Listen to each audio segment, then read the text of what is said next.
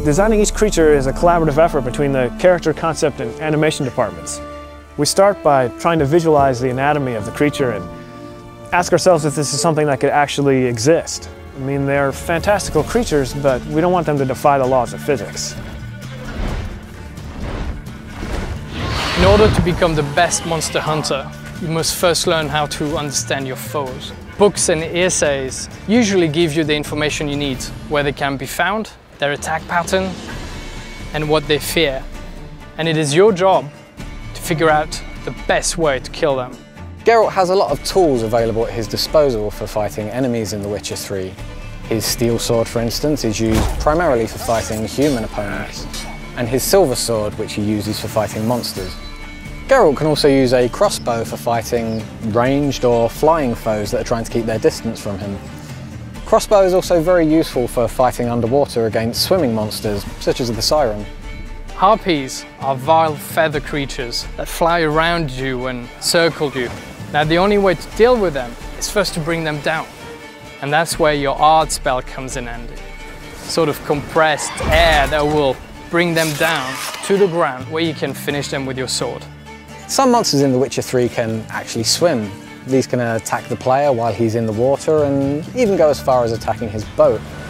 This can be really dangerous for the player if the monster has a natural affinity for water, such as the Drowner. Drowners are creatures that live in swamps and will snatch at anything that comes near their ponds. And these particular creatures absolutely hate fire and they fear it. And that's where your Igni spell, a flame that bursts out of your hand, comes in handy. And that is the best way to kill them. With the Werewolf, a bomb filled with silver powder will take away his regenerative abilities. This will make it much easier for the player to defeat him after. The player can use weapon oils to coat his weapons that will make them do enhanced damage against specific enemy types.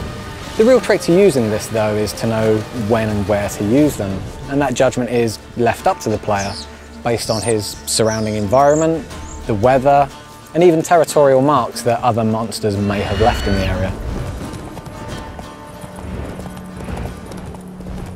So we've created this complex behavior system in the game that actually allows these creatures to live in the world that they inhabit.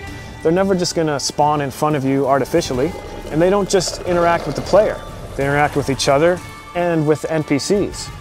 We've created a unique ecosystem that includes monsters, animals, and humans, all living together, fighting, trying to survive, and you are merely a spectator. Now it is your choice to interfere with whatever is happening in front of you. But don't forget, every action you take in The Witcher has its own consequences.